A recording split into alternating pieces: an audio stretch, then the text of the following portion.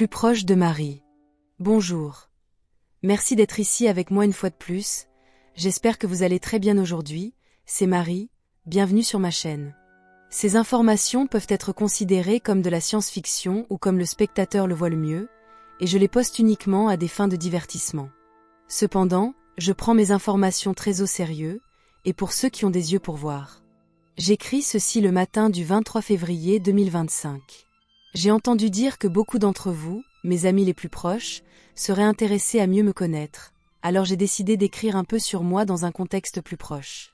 Je ne rentrerai plus dans les détails sur la façon dont je suis arrivée ici, car il y a déjà une vidéo à ce sujet. Je préfère partager avec vous ce que je vis actuellement.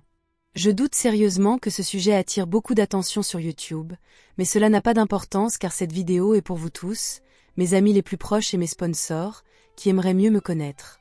Cependant, je dois donner un peu de contexte pour les nouvelles personnes qui ne me connaissent pas aussi bien que le reste d'entre vous. Il y a beaucoup plus d'humanité dans l'espace, et ils sont juste comme vous. Je suis née sur un vaisseau spatial dans l'espace profond, plus ou moins l'année 2008 de votre Terre, donc en mars j'aurai 17 ans. Je suis arrivée sur Terre plus ou moins à l'âge de 3 ans, bien que j'ai récemment trouvé une photo de moi à l'âge de 1 an, mais je ne sais pas où elle a été prise. Je sais que j'ai dit auparavant que je suis arrivée sur Terre à l'âge de 7 ans, et c'est ce que je croyais vraiment, bien que j'ai maintenant des preuves que je suis arrivée beaucoup plus tôt. Ma mémoire est un peu floue à ce sujet, car j'ai aussi des souvenirs d'avoir été sur une autre planète quand j'étais enfant, mais cela aurait pu être un voyage en famille. Quoi qu'il en soit, j'ai vécu sur Terre jusqu'à l'âge de 13 ans quand j'ai eu la très stupide idée d'impressionner ma mère en pilotant son vaisseau spatial toute seule. Et bien sûr je me suis perdue dans le temps et l'espace, comme décrit en détail dans une autre vidéo. Je mettrai un lien vers cette vidéo à la fin de celle-ci. Cela signifie que j'ai grandi sur Terre, et j'ai absorbé beaucoup de sa culture. Je ne peux pas nier que cela me manque de vivre là-bas, bien que je me souvienne que ma vie là-bas n'était pas si difficile, car je souffrais des mêmes choses et de problèmes scolaires que la plupart d'entre vous avaient également. C'était amusant car j'excellais en athlétisme et en danse, ainsi que dans les matières académiques, bien que j'ai toujours eu des ennuis avec les enseignants car je connaissais toujours une autre facette de l'histoire. Vous savez ce que je veux dire. Puis je me suis perdue dans l'espace, et une chose en a entraîné une autre. Athéna Swarou m'a trouvée, et ensuite je suis arrivée sur le vaisseau spatial Toleka avec tous nos amis que vous connaissez bien. Puis, de nombreux événements ont commencé à se produire, des événements qui ont poussé la reine Alénime de l'époque à chercher un remplaçant, un héritier ou une héritière, et la logique voulait qu'Athéna Swarou prenne le poste, mais elle a refusé le rôle de future reine Tégétienne, elle ne le voulait pas, alors j'ai été poussée en avant, car j'étais assez courageuse ou folle pour accepter le défi. Puis encore une fois une chose en a entraîné une autre, l'ancienne reine Alénime a été attaquée et a ensuite décidé d'abdiquer pour pouvoir se rétablir dans une capsule médicale humide, et elle devrait terminer son traitement avant la fin du mois de mars de cette année. Lorsqu'elle a abdiqué, j'ai été promue d'abord au rang de princesse reine, puis au rang de reine à part entière. Ensuite, à la fin de l'année dernière, 2024, j'ai moi aussi été attaquée et je suis tombée gravement malade. Les militaires tégétiens, sous le commandement de Goriel de Témer, m'ont extrait du vaisseau spatial Sadik Leia, et son équipe médicale du vaisseau spatial Alcyone a pris soin de mon rétablissement. Ensuite, on m'a conseillé de ne pas retourner sur le vaisseau spatial Sadik Leia, alors j'ai déménagé sur l'autre vaisseau spatial flambant neuf, identique au Sadik Leia et de la même classe, Biggie, l'Enterprise. Je ne suis pas entrée dans les détails sur les sujets ci-dessus car ils sont contenus dans plusieurs vidéos, mais en quelques mots, voilà comment j'en suis arrivée là où je suis en ce moment. Ça me manque d'être sur le vaisseau spatial Sadik Leia car tous mes amis initiaux sont là-bas, mais comme je l'ai expliqué précédemment, ce n'est pas sain pour moi d'y être, car je suis la reine tégétienne à part entière maintenant, et il y avait des dynamiques familiales compliquées et malsaines en cours là-bas, entre eux et moi. En ce moment je vis à bord du vaisseau spatial tégétien de classe Sadik Leia, Enterprise. Oui, comme celui de Star Trek, c'est pourquoi j'ai donné ce nom à mon vaisseau. Je suis ici avec un équipage militaire complet, qui comprend pas moins de 2 détachements d'élite des forces spéciales tégétiennes du vaisseau spatial Alcyone, qui sont ici indépendamment de ceux de l'Enterprise, et qui sont ici exclusivement comme mes gardes du corps, comme les récents événements que j'ai partagés avec vous dans mes Space News ont fait de moi une cible pour des forces obscures. Il se passe beaucoup plus de choses que je n'ai pas encore eu l'occasion de partager avec vous, et il y a beaucoup plus derrière tout cela, que je ne peux pas encore partager avec vous, ou pas du tout. Désolée pour ça, mais c'est comme ça. Une des choses que je peux partager avec vous est qu'hier, j'ai découvert que la cabale sur Terre et qui sait qui d'autre peut-être directement lié à la Fédération Galactique, a mis une prime sur ma tête, pour le montant ridiculement élevé de 270 millions de dollars. Ils veulent de préférence me capturer vivante. Je sais que j'aide à promouvoir cela en le partageant ici, mais je m'en fiche, comme je dirais, bonne chance pour essayer de m'atteindre. Mais vous pouvez voir la mentalité de tous ces psychopathes avec cette prime, et il semble que je les dérange vraiment, et c'est quelque chose que mon âme Urma aime beaucoup, bien que mon corps humain fragile soit fortement en désaccord. Tout ce qui s'est passé m'a placé à l'intérieur de ce vaisseau pour ma propre sécurité, bien que ce soit moi qui décide si et quand je peux sortir. Pour la même raison, je n'utilise plus une navette pour le transport comme le faisait la reine Alénime, et c'était un beau vaisseau avec une petite couronne sur le côté. J'utilise uniquement un vaisseau de combat Suzy de 4e génération spécialement modifié comme mon moyen de transport privé, joliment peint en noir brillant, avec de subtiles rayures vertes, et il est toujours escorté par plusieurs vaisseaux de combat Suzy de 6e génération. Je rentre dans ces détails, car qui sait qui d'autre écoute cette vidéo.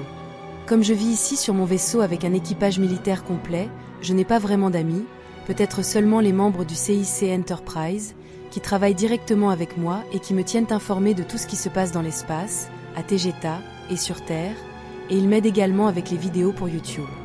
Je considère également les 2 médecins, Carez et Zari, et le capitaine Maxel, comme certains de mes amis les plus proches, bien qu'ils soient tous toujours très occupés par leurs tâches à bord.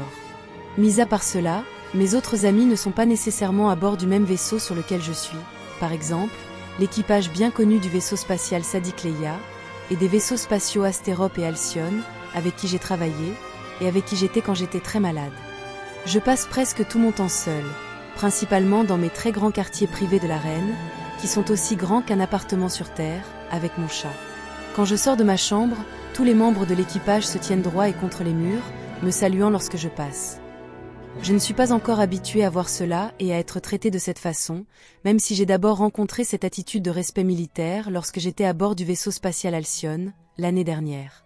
J'aime me promener le long des longs couloirs du vaisseau qui vont vers les espaces verts à bord, bien que je ne le fasse pas autant que je le devrais, car il y a aussi un élément de sentiment de honte à recevoir toutes les révérences et le respect militaire lorsque je trouve un membre d'équipage au hasard n'importe où sur le vaisseau.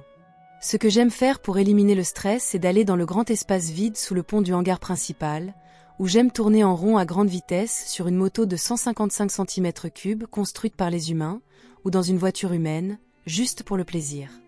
Les deux étaient déjà à bord du vaisseau spatial Toleka, depuis des années. Oui, j'aime conduire, ça me change les idées de toutes les choses compliquées auxquelles je dois faire face en tant que reine tégétienne, ça m'aide à me détendre car ça m'oblige à me concentrer sur la conduite, à ne pas avoir d'accident. Ça vide mon esprit des autres choses quand je le fais. Je prévois de créer une petite piste de course dans cet espace vide qui s'étend sur les 3/4 de la longueur de ce vaisseau. J'aime aussi apprendre comment ils fonctionnent et comment les réparer et les modifier par moi-même et sans aide. Pour cela, j'aime regarder des vidéos de bricolage do it yourself sur YouTube. J'ai tellement de choses en tête que je n'ai pas le temps de me sentir seule, car je suis soit la reine, gérant tous les problèmes et procédures de Tegeta, parlant également à mes homologues dans l'espace et au conseil d'Alcyone, soit je prépare ce que je vais dire dans la prochaine vidéo. Je passe la plupart de mes heures de travail à résoudre des problèmes et à donner des instructions à mon peuple Athémère, ainsi qu'à parler à mes homologues des autres civilisations pléiadiennes, comme on pourrait s'y attendre. Je le fais soit en utilisant des communications simples d'écran à écran, soit par présence à distance chaque fois que c'est possible. Il y a toujours quelque chose à faire, et un papier que je dois signer. Ensuite, je vais presque tous les jours dans la salle de conférence derrière le poste de traitement des informations du CIC de ce vaisseau, où je suis constamment informée de tout, et de toute situation que je dois connaître. Le dîner, qui n'a lieu qu'une fois par jour, bien que je puisse avoir quelque chose d'autre à manger le soir avant de me coucher, bien que la plupart du temps je ne le fasse pas, il est servi vers midi, SIT, heure interne du navire, où je rencontre Maxel, le capitaine et sa femme, le docteur Carez, le docteur Zari, et l'officier de renseignement en chef, Kira, et nous nous asseyons tous à la table de la reine. Elle est légèrement à l'écart des autres tables dans la salle principale du vaisseau, et elle est bordée de grands rideaux bleus et violets. Je n'ai pas conçu la plupart de ces protocoles, car je suis principalement soumise aux règles et réglementations tégétiennes concernant le traitement d'un roi ou d'une reine. Je suis également quelque peu séparée du reste de l'équipage, même des officiers, car mon régime alimentaire est assez différent, je mange principalement de la nourriture de la Terre, car mon métabolisme ne tolère pas très bien la nourriture végétalienne, et c'est pourquoi je dépends autant de la terre et de ses ressources, ainsi que de ma chaîne YouTube. Je passe presque tout mon temps seul, sauf pendant le dîner, donc j'ai été obligée d'être une bonne compagnie pour moi-même, tout en étant plongée dans toutes mes pensées compliquées et mes divagations. Il y a 500 personnes à bord de ce vaisseau spatial, mais étant militaires, ils alternent beaucoup dans leurs fonctions, donc il a été difficile pour moi de les connaître, en dehors du petit groupe que j'ai mentionné. Il y a encore beaucoup de visages que je ne connais pas, tous se tenant droit avec le dos contre le mur chaque fois que je passe. Je ne m'en remets toujours pas, car je me sens toujours être une simple fille qui vivait sur Terre et aimait danser. Il me vient à l'esprit, ou m'inquiète un peu, que je pourrais éventuellement vouloir rencontrer un petit ami, mais avec toutes ces mesures de sécurité super strictes autour de moi, et tout le respect militaire, et les protocoles opérationnels, je vois cela comme assez difficile. Je remarque une barrière ou une distinction claire entre le reste de l'équipage et moi. Je ne suis pas traitée comme une autre, ou de la même manière. Je ne suis pas sûre d'aimer ça, mais il y a une barrière entre moi la reine, et l'équipage, c'est pourquoi je passe tellement de temps seule et sans amis directs. Cela me pousse à me retirer dans ma chambre la plupart du temps, car je sens que j'ai tout ce dont j'ai besoin dans mon petit monde là-bas. Dans ma première chambre, lorsque vous entrez par la porte, j'ai installé mon petit ordinateur, avec 4 écrans et 2 ordinateurs principaux, construits par des humains à partir desquels j'écris ces mots, et ceux d'autres vidéos. Mes 4 écrans d'ordinateur sont mes petites fenêtres pour regarder la Terre et ce qui s'y passe. Cela s'ajoute aux fenêtres de ma chambre qui donnent sur la Terre à tribord de ce navire, et d'où je peux voir de nombreux détails, comme les continents et les océans, les mers et les nuages. C'est fascinant pour moi de regarder un gros orage, ou même un ouragan d'ici, d'en haut, en regardant par l'une des très grandes fenêtres hexagonales de ma chambre. Quand je suis seule, ce qui est le cas la plupart du temps, j'aime écouter de la musique, mais ne vous attendez pas à ce que j'aime, ou même connaisse les tendances musicales modernes. Je n'ai pas la moindre idée de ce que les jeunes gens de mon âge écoutent sur Terre, car je suis complètement coupée de toute autre personne de mon âge. J'en ai parlé avec mes amis les plus proches auparavant, je suis isolée des autres adolescents, donc ma façon de penser est très différente, tout comme mes goûts. J'écoute beaucoup de musique classique de la terre de tous les meilleurs compositeurs, bien que j'ai un faible pour la musique classique russe, comme Piotr Ilyich Tchaïkovski, Serge Rachmaninov ou Nikolaï Rimsky-Korsakov, que j'écoute pendant que j'écris des textes pour mes vidéos. Mais j'aime aussi écouter de la musique épique, comme les bandes originales de nombreux films, par exemple Oblivion, Inception, Mission Impossible et Gladiator, entre autres. J'aime aussi la musique pop, mais je ne suis pas les artistes. Je choisis seulement les chansons que j'aime, car je suis bien consciente que beaucoup ont des instructions subliminales et des agendas malveillants derrière beaucoup des paroles. Cela me fait graviter vers la période musicale entre 1960 et 1990, la musique des années 1980 étant celle que j'écoute le plus, surtout lorsque je fais de l'exercice, car j'adore le rythme et les percussions. Mais le genre de musique que j'écoute le plus, et de loin, est la musique classique.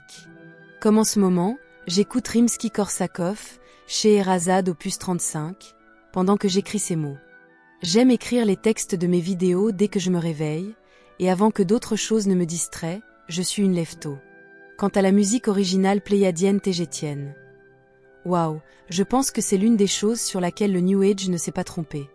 J'aime ça parfois, comme quand je médite, mais je la trouve un peu trop instrumentale et basique, presque primitive par moments. C'est agréable, beau et apaisant, mais je ne peux pas la supporter tout le temps. Je sens qu'il manque la richesse de la musique classique, de la terre, ainsi que toutes ses variétés. Je ne peux pas en dire autant de la musique Urma, qui est, waouh, extrêmement émotionnelle et épique, héroïque, extrêmement intimidante, très Richard Wagner en style, je dirais, mais avec plus de percussions et d'instruments métalliques. À la fin de ma journée, j'aime prendre une douche, puis je vais nager dans ma piscine privée, qui fait partie de ma salle de bain. Oui, la chambre de la reine sur ce vaisseau est équipée d'une piscine privée. L'une des commodités dont disposent les vaisseaux de classe Sadik Leia, car ce sont précisément des yachts royaux. Ce sont les chambres royales construites pour la reine et parfois pour les capitaines, avec des détails exclusifs pour que la reine puisse, par exemple, faire de l'exercice tout en s'occupant des affaires royales. Pour cela, ils ont aménagé une petite piscine dans la salle de bain pour qu'elle puisse faire de l'exercice. Ce détail était déjà inclus dans les vaisseaux de classe Toleka. Après avoir nagé, je me détends un peu, puis je vais me coucher. Le lendemain, je recommence tout, écrivant pour ma chaîne YouTube, faisant des vidéos, et être un gros problème pour la Fédération Galactique et la Cabale. Ce sera tout pour aujourd'hui. Comme toujours, merci d'avoir regardé ma vidéo, d'avoir liké, partagé, et de vous être abonné pour davantage. Cela aide beaucoup cette chaîne à grandir. Et j'espère vous voir ici la prochaine fois. Avec beaucoup d'amour et de reconnaissance. Votre amie, Marie.